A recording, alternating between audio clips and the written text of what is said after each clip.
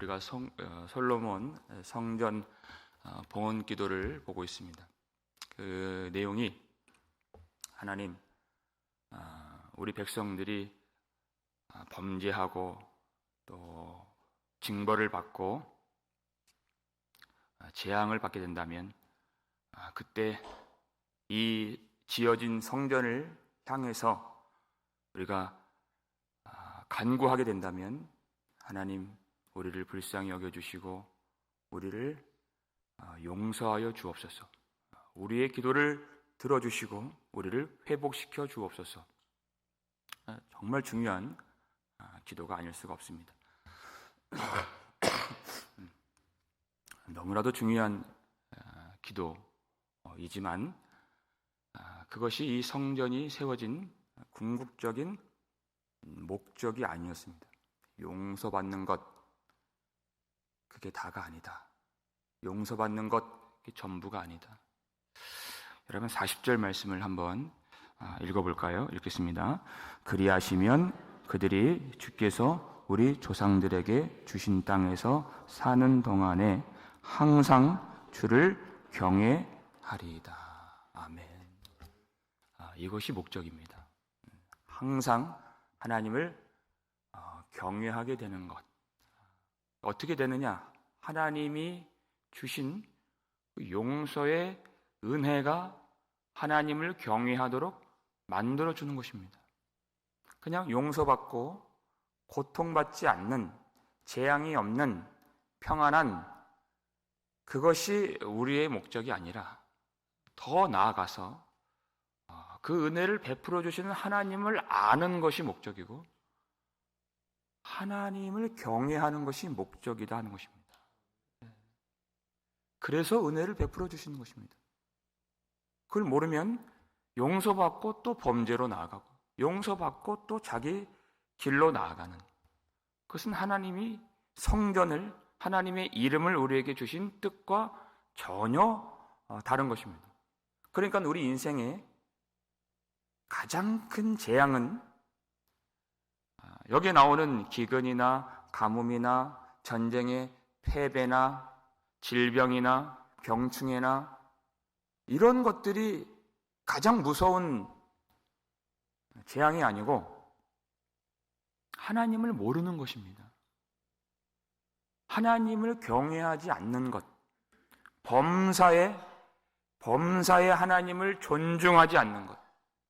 엘리와 그 두 아들들처럼 항상 하나님을 무시하는 것. 물론 교회는 나오지만, 예배는 드리지만 우리의 삶이 하나님을 존중하지 않는 것, 그것을 하나님이 아시고 그것은 우리 인생의 가장 큰 재앙이 되는 것입니다. 인생은 두 가지밖에 없습니다. 하나님의 은혜를 통해서 하나님을 경외하든지 아니면 하나님의 심판을 통해서 하나님을 두려워하든지, 둘밖에 없습니다. 하나님이 우리를 이 자리에 불러 모아주신 이유는 하나님의 은혜를 통해서 하나님을 알고 경외하기를 원하신다는 것입니다. 놀라운 것은 그 은혜 가운데 이방인들도 들어가기를 원하신다 하는 것입니다. 오늘 말씀 그 한 가지입니다. 이방인들도 하나님이 구원하기를 원하신다는 것입니다. 우리 오늘 본문 말씀 41절 42절 함께 읽겠습니다. 또 주의 백성 이스라엘에 속하지 아니한 자 곧 주의 이름을 위하여 먼 지방에서 온 이방인이라도 그들이 주의 크신 이름과 주의 능한 손과 주의 펴신 팔의 소문을 듣고 와서 이 성전을 향하여 기도하거든. 아멘. 그들은 이스라엘 백성들이 아닙니다. 이방인들이 이 성전을 향하여 기도하거든 이렇게 되어 있습니다.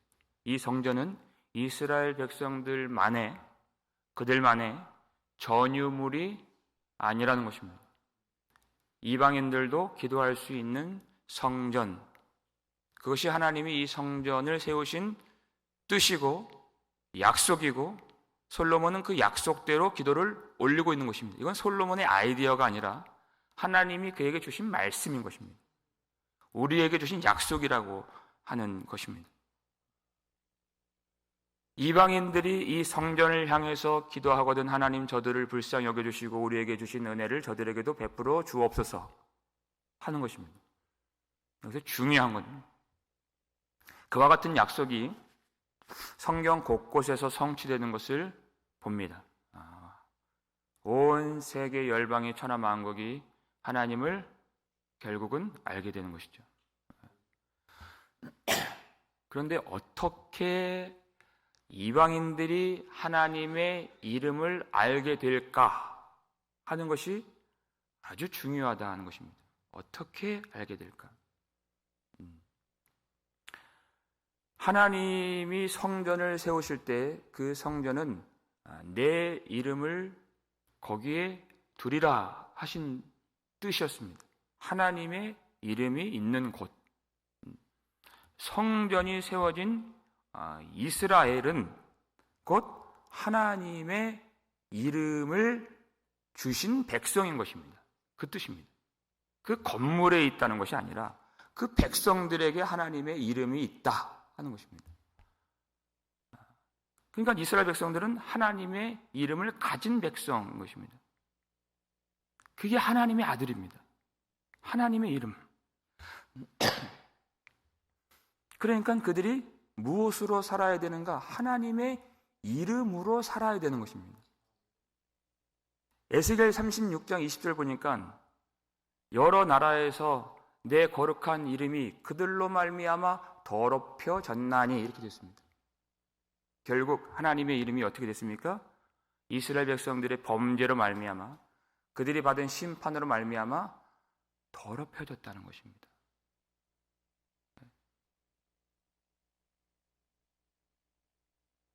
우리가 밖에 나가서 잘못 살면 우리의 부모가 욕을 먹는 것입니다. 이스라엘 백성들이 범죄하고 이스라엘 백성들이 성전이 무너지고 포로로 끌려가고 하는 것처럼 우리가 이 세상 사람들 앞에서 그들이 볼 때 전혀 자신들과 우리가 구별되지 않고 똑같이 세상 사랑하고 똑같이 탐욕적이고 똑같이 이기적이고 한다면 우리가 믿는 예수 그리스도의 이름을 그들이 정말 대단하다, 나도 믿고 싶다 그렇게 하겠습니까? 그렇게 하질 않는다는 것입니다. 우리는 단지 교회를 다니는 교인이라고 불려지지 않습니다. 성경에 보니까 어느 순간부터 그리스도인이라고 불립니다. 그리스도인. 굉장하죠? 교인과 다릅니다. 교인은 그냥 교회를 다니는 사람을 말하는 거예요. 그리스도인. 주님의 이름이 우리의 이름이 됐다는 것입니다. 그리스도인. 그 말씀이 어디 나오죠? 어디서부터 그렇게 불려지게 되었죠? 사도행전 11장 26절에 나오죠.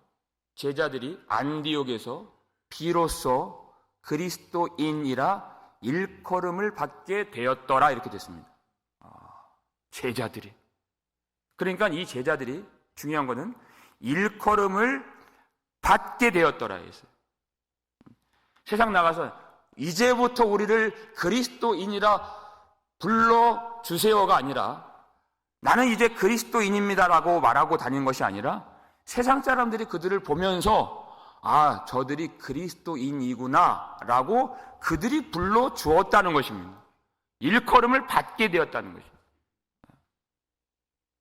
여러분 세상 사람들이 지금 교회를 기독교인들을 많이 나쁘게 말합니다. 그거는 세상 사람들이 악해서가 아닙니다.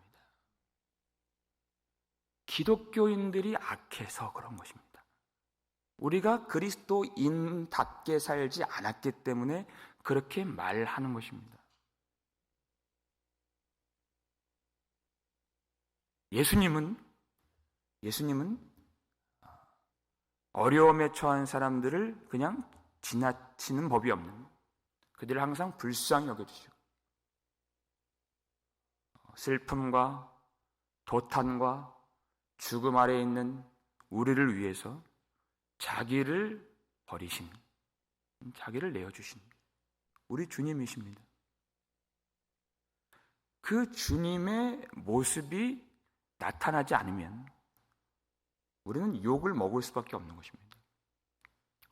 우리의 주변에는 우리의 가정에도 있을 수 있고 우리 일터에도 있을 수 있는 믿지 않는 자들이 있습니다.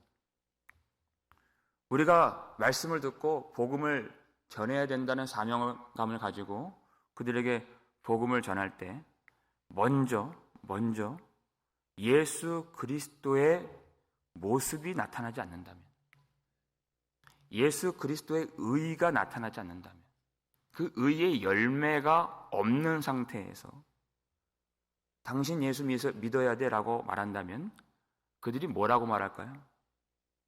너나 잘 믿어 밖에 없는 것입니다. 우리가 예수 그리스도의 이름으로 사는 것, 그것이 주님이 우리에게 말씀을 주시고 먼저 우리를 구원해 주신 은혜의 사명이 되는 것입니다. 너희는 세상의 빛이라 하셨습니다. 산 위에 있는 동네가 숨겨지지 못하리라 그랬습니다. 산 위에 있는 동네가 감추어질 수 없는 것처럼 우리 속에 예수님이 거하시고 우리 속에 생명이 있다는 사실이 감춰질 수가 없는 것입니다. 이사야 42장 6절 보니까 나 여호와가 의로 너를 불렀으니 내가 너를 세워 이방의 빛이 되게 하리라 하겠습니다. 하나님이 우리를 의로 부르시고 이방의 빛으로 세워주기 위해서 의로 우리를 불러주셨다는 것입니다. 다시 말해 하나님이 우리를 구원하신 목적은, 의롭게 하신 목적은, 거룩한 백성이라 하신 목적은 이방인들의 구원을 위하여 우리를 먼저 구원하셨다라는 것입니다. 그러니까 우리가 진정으로 하나님 앞에서 회개한, 그리고 진실된, 거듭난 성도라고 하는 사실의 입증은 나는 예수를 믿습니다에 걸린 것이 아니라 우리를 통하여 우리 속에 있는 은혜가 전파되고 영광이 선포되어서 많은 사람들이, 믿지 않는 자들이 구원을 받을 때에 우리가 진정 하나님을 믿는다는 것이 증명된다는 것입니다. 이방의 빛이 되리라는 것입니다. 그래서 42절 보니까 이방인들이 나와서 구원을 받는 건 알겠어요. 그건 하나님의 목적인 것은 우리가 충분히 알고 있는 내용입니다. 그러면 그들이 어떻게 성전 앞에 나오게 되는가에 대한 문제를 지금 나누고 있는 것입니다. 42절 보니까 그들이 주의 크신 이름과 주의 능한 손과 주의 펴신 팔에 소문을 듣고 와서 이렇게 되어 있습니다. 소문을 듣고 와서. 이겁니다. 그 소문이 어떻게 들려지게 되는가, 전파되게 되는가 하는 것입니다. 이방인들은 1차적인 직접적인 계시를 통해서 성전에 나오는 것이 아닙니다. 누군가 먼저 말씀을 받은 자를 통하여 하나님 앞으로 나오게 되는 것입니다. 그들이 이 말씀에서는 유대인들이고, 그리고 적용점에서는 바로 먼저 구원받은 우리가 되는 것입니다. 우리는 종종 이방인들을 비난하고 그들이 우리보다 저급하고 또 무지하다고 말할 때가 있습니다. 무시할 때가 있다는 것입니다. 그거는 이 하나님의 약속을 전혀 몰라서 하는 말인 것입니다. 이방인들이 우리보다 못해서 믿지 않는 것이 아니고 우리는 그들보다 잘나서 믿는 것이 아닙니다. 우리가 예수를 믿는다면 그것은 전적인 하나님의 은혜로 된 것입니다. 그건 우리의 공로나 행위나 자격이나 선함이나 어떠한 것이 그 속에 전혀 개입되지 않고 작용되지 않았다 그 뜻입니다. 하나님의 전적인 은혜인 것입니다. 근데 우리에게 영광이 돌려질 것이 아니라 오로지 하나님께만 영광이 돌려지는 것입니다. 그러니까 이방인들을 비난하는 것도 성립될 수가 없는 비난이다 하는 것입니다. 우리에게서 비난이 나오는 것이 아니라 그 전적인 은혜로 말미암아 우리를 구속해 주신 구원의 감격이 나오고 그 놀라운 은혜를 베풀어 주신 하나님의 구속하신 영광이 나와야 되는 것입니다. 우리가 하나님의 영광의 전령이 되는 것이고 우리가 하나님의 구속의 은혜의 구속의 능력의 소문이 되는 것입니다. 우리의 존재가 아무것도 아닌 나를 하나님이 구원해 주셨습니다 라고 하는 그런 영광의 소문이 되고 그리스도의 편지가 되는 것입니다. 그러면 사람들이 그 영광의 소문을 듣고 우리 존재라고 하는 그리스도의 편지를 읽어내서 성전을 향하여 하나님께로 돌아오게 되리라는 것입니다. 그저 예수를 믿으라고 하는 말이 아니라 그 정도가 아니라 우리의 존재가 전체가 그들이 들을 수 있는 읽을 수 있는 소문이 되고 편지가 되는 그것이 하나님이 우리에게 예수 이름을 두신 말씀을 주신 놀라운 뜻이 되는 것입니다. 그렇게 해서 이방인들이 하나님께로 돌아와 이 성전을 향하여 기도하거든 어떤 약속이 이어집니까? 43절 말씀 함께 읽겠습니다. 주는 계신 곳 하늘에서 들으시고 이방인이 주께 부르짖는 대로 이루사 땅의 만민이 주의 이름을 알고 주의 백성 이스라엘처럼 경외하게 하시오며 또 내가 건축한 이 성전을 주의 이름으로 일컫는 줄을 알게 하옵소서. 아멘. 이방인들이 기도한다면 하나님이 우리의 기도를 들어주신 것처럼 저들의 기도를 들어주옵소서 하는 것입니다. 이방인들도 하나님의 백성이 되게 하여 주옵소서 하는 것입니다. 이방인들이 하나님의 백성이 되는 것, 그것이 하나님의 구원의 목적이 되는 것입니다.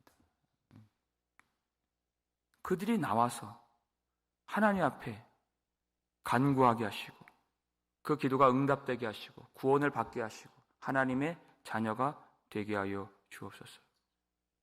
여러분, 이방인들이 기도를 드린다. 여러분, 이방인들의 기도는 어떤 기도일까요? 우리가 마태복음 15장에서 가나안 여인, 수로보니게 여인, 예수님이 그 이방인이 살고 있는 그 두로와 시돈 땅에서 만나신 그 여인을 보면은 이방인의 기도가 어떠한가를 알 수 있습니다. 예수님 앞에 나와서 예수님, 저를 불쌍히 여겨 주옵소서.